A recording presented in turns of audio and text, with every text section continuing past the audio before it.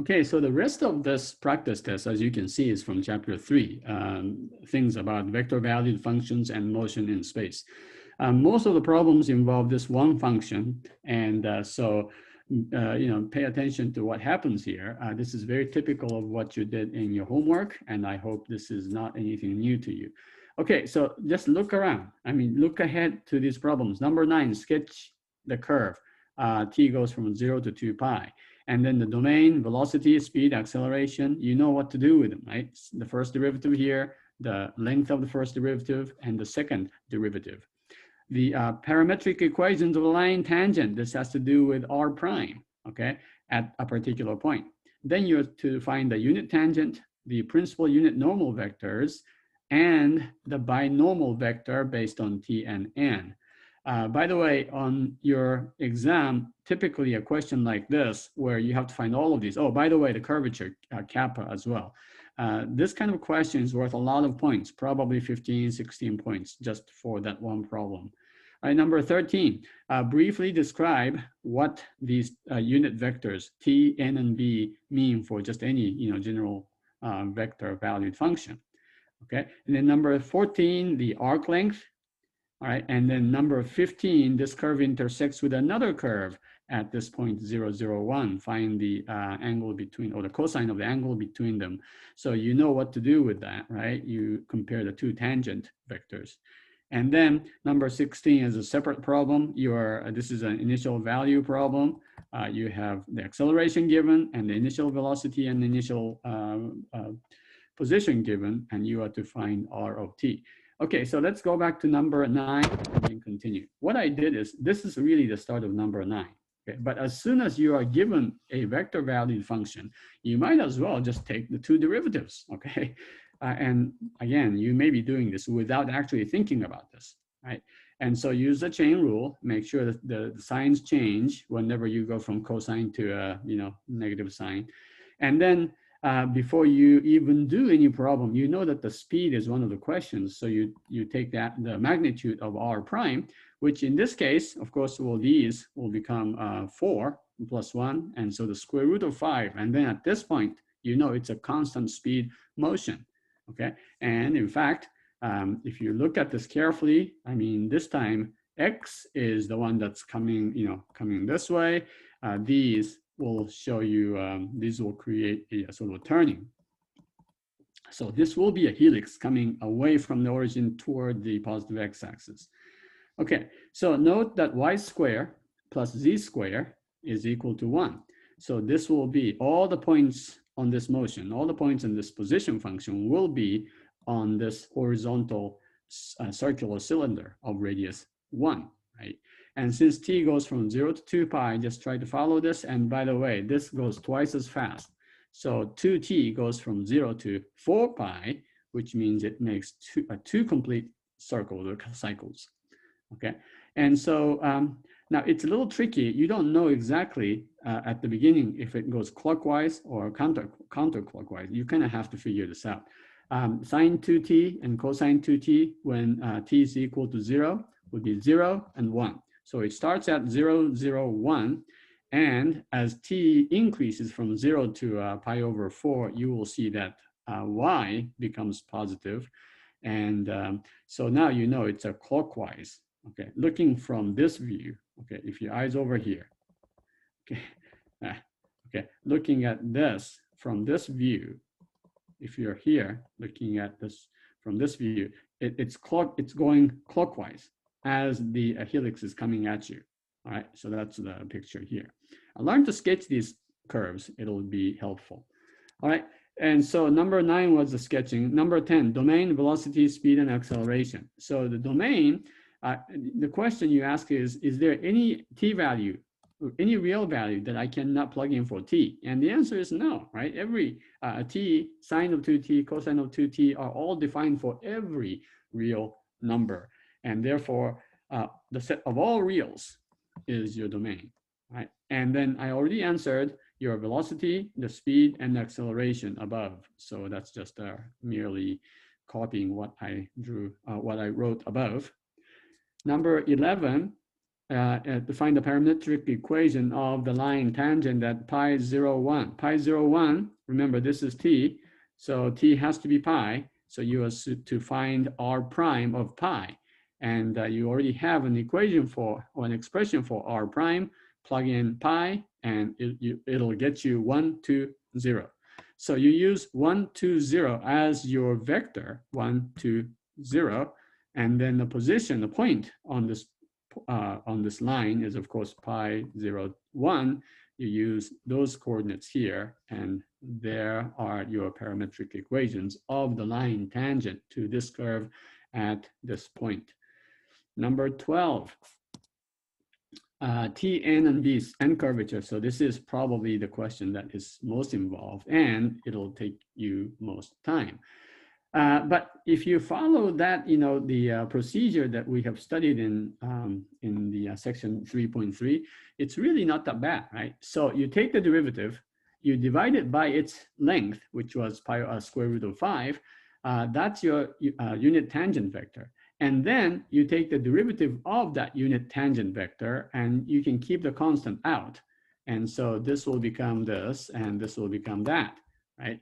And then and of course, t itself, capital T, is a unit vector. The derivative of t may not be a unit vector, and it is not, okay? So you can tell that you have this -4 and -4. You can move that to the front. The absolute value, the magnitude of t prime is 4 over the square root of 5. You divide this by 4 divided by the square root of 5. Basically, you lose your constants, and this is your answer. Now, negative signs will stay. So be careful not to lose your negative signs when you get rid of your coefficients, okay? So you found capital N, and all you have to do to get the binomial is to cross t with n in that order, okay? And if you do that, you get, again, the square root of 1 over square root of 5 can still be set aside as a scalar, and then you take the cross product, and you will get this as your binomial vector. Once you do all that, the curvature should be pretty easy, okay? Many times you can just use this formula, which of course you can use the other formula too if you want. All right, so find the magnitude of r prime cross r double prime divided by the magnitude of r prime cubed. You can do that too if you like, okay? But you don't have to. In fact, you don't even have to know this formula, as I promised on the exam. So t prime, the magnitude of t prime was this. You divide that by square root of 5, and the curvature is 4/5. For all t, remember, this is independent of t. There's no t occurring in this formula, which means that the curvature is all the same. And if you look at this helix motion, yeah, the curvature is, pretty much the same, because this curve looks pretty much the same everywhere. And that is 4/5, okay? In general, and you should know these, okay? And you should be able to explain this in plain English or complicated English, whatever. Capital T is a unit tangent vector. It shows the direction of the velocity vector. It's just a velocity vector divided by its magnitude, right? Normal, the principal unit normal vector, on the other hand, is always perpendicular to the, it didn't say that, did I? Yeah, so I should say, this normal is always perpendicular to, not t. Let me go back and fix this. All right.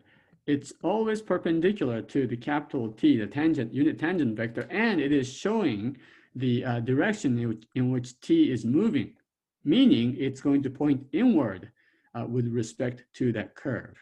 And it is, of course, a normal vector. Right? And then the binomial vector will give you the third dimension close to the point, a local, three-dimensional frame, which is called the Frenet frame. If your t is like this, and if your n is like this, then binomial is perpendicular to both. So the first thing you should say is it is perpendicular to both t and n, and it is a unit vector. And these three constitutes what's called the Frenet frame. Local three-dimensional space, close to the point. Okay, number 14, we're almost done. Number 14, the length of the arc length for 0 to 2 pi. Remember, the arc length is simply remember the distance is rate times time. So it's the integral of the speed. And the speed in this case is constant, square root of 5. So this is really an easy question because the speed is constant.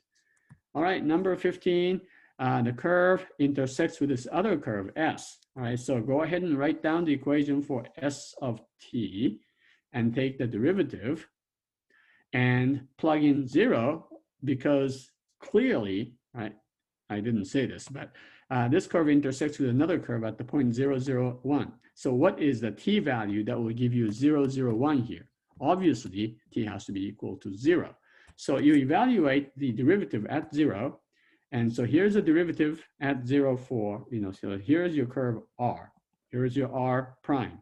The curve S is like this. And this is your S prime, right? And so in order to find the angle between them, the cosine of the angle between these will be, actually it's because you're talking about the two angles. No, I guess they can be obtuse. So I'm not going to put the absolute value here. Normally I would, but I wouldn't because we're not doing the angle of intersection of two planes. Okay, these are actually two vectors, and two vectors can have theta as an obtuse angle. So I will not have the absolute value. At any rate, you take the dot product, divide by the magnitude of the magnitudes, the product of the two magnitudes, and you will get this as your answer. All right, so this is the official answer for it. And by the way, remember, you are not to use calculators on these exams. And so I will not ask you to find the value of theta. Okay, all I will say is find the cosine of theta, which you can find without a calculator. All right, finally, number 16, you have this acceleration and then the initial value, initial velocity, and the initial position. So you take the antiderivative or you integrate it, and it will give you the constant vector. And then you plug in V naught is equal to 032. No, sorry, the V naught is supposed to be 012, right? And what you get is 032 plus this constant vector is 012.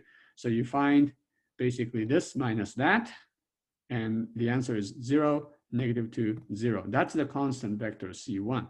So go ahead and include this -2 right here.